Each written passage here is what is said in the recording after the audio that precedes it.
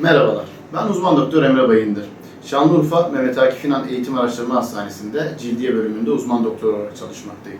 Bugün sizlere toplumumuzda sıkça karşılaştığımız sedef hastalığından ve bu hastalıkla alakalı son yıllarda gelişen yüz güldürücü tedavi seçeneklerinden bahsetmek istiyorum. Sedef hastalığı özellikle dirsekler, diz, saçlı deri, genital bölge gibi farklı vücut bölgelerinde üzeri beyaz ve kalın kepeklerle ortaya çıkan kırmızı deri lezyonlarıyla karakterize kronik bir deri hastalığıdır.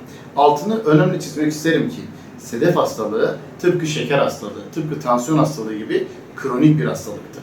Farklı zamanlarda ataklar yaparak kendini göstermektedir. Sedef hastalığının kesinlikle bulaşıcı olmadığını, yani bir insandan bir başka insana bulaşmadığını vurgulamak istiyorum.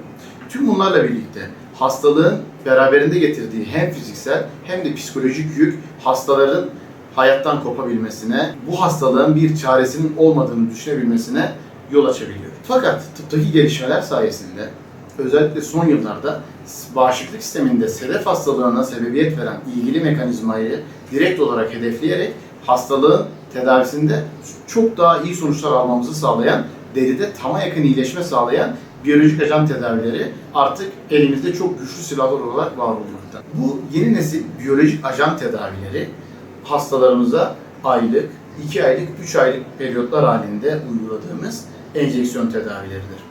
Uzun yıllardır tüm dünyada ve ülkemizde güvenle ve iyi bir etkinlikle kullandığımız bu tedavileri Şanlıurfa Mehmet Akif İnan Eğitim Araştırma Hastanesi Cildiye bölümümüzde de güvenle uygulamaktayız. Derisinde bu tür şikayetleri olan hastalarımızı kendisine en uygun ve en güvenli tedavi seçeneğini uygulayabilmek adına cildiye polikliniklerimize bekliyoruz. Hepinize sağlıklı, mutlu günler dilerim.